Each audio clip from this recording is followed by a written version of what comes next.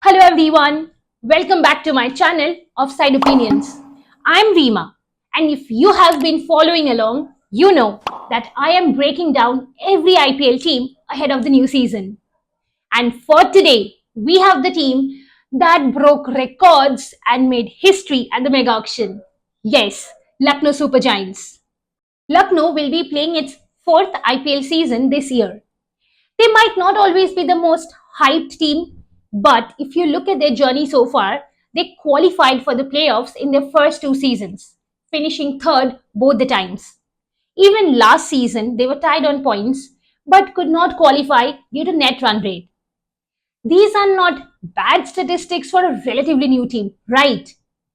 But this year, they went all out to bring in Rishabh Pant. 27 crores. I can't even imagine it. I think Lucknow went into the mega auction with one clear goal. No matter who else they sign, they have to get in Rishabh Pant. And they did. But was it the right move? Or did they compromise on their overall team balance by spending that much of money on one player? Well, first let's take a look at their squad for the 2025 season. In the batting department, they have quite a lot of big names like, of course, Rishabh Pant, Nicholas Puran, David Miller, Matthew Bredska, Aiden Markram, Mitchell Marsh, who can also play their role as all-rounders. Although Mitchell Marsh, according to reports, has not yet been given the green signal to bowl, so it would be interesting to see how that plays out. They also have Ayush Badani, Abdul Samad, and a lot of other Indian talents as well. Now, if you look at Lucknow's squad, you would notice one thing, and that is they have just six overseas players. Their squad is full of Indian players, and especially their bowling department. Apart from Shama Joseph, it's all Indian players. Well, if you look at Lucknow's squad, their top order looks solid.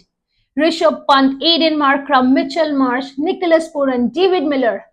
A great mix of seasoned and explosive batters.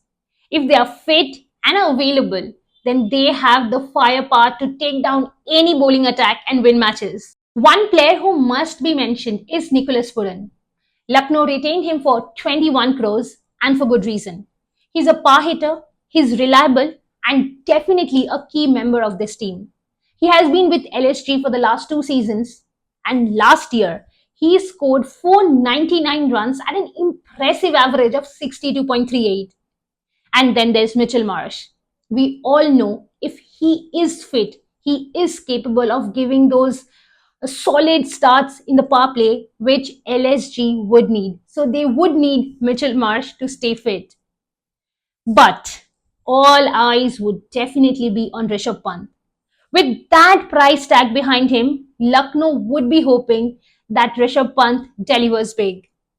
Now, I know some might argue that Pant's white ball numbers aren't sensational, but let's be honest. We also know on his day what he's capable of.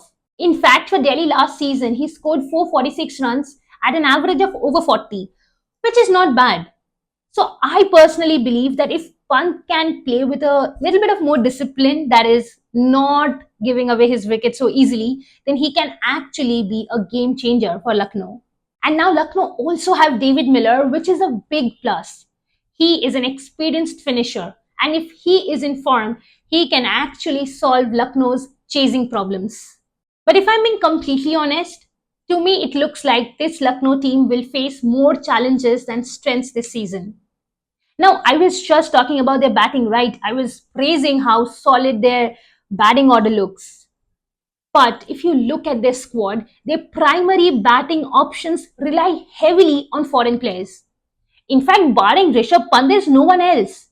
They do not have an established Indian opener. They do not also have an effective or proven opening pair.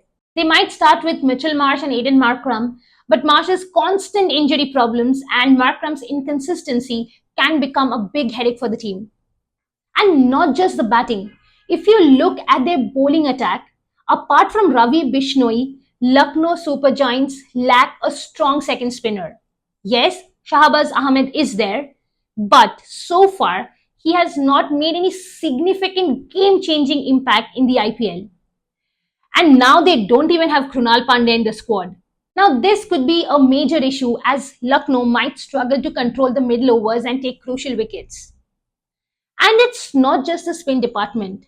Lucknow Super Giants do not have an experienced foreign pace bowler in the team.